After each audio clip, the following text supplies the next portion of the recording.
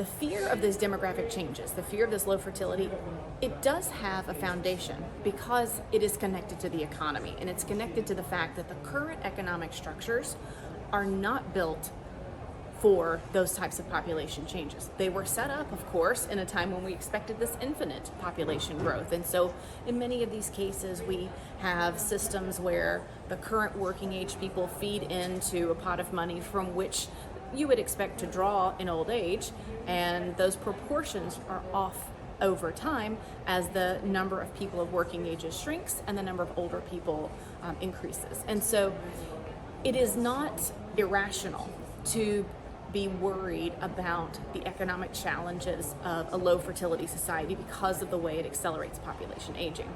It is unfortunate, however, that rather than approaching that issue from thinking, how can we change these systems to be more resilient? How can we focus on well-being?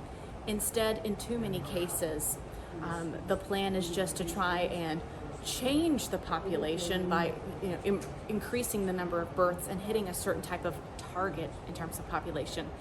That kind of approach is really out of touch with the global reality. If you look worldwide, you see that this is cross-cultural, it's cross-national, and so it's really a permanent shift towards smaller families.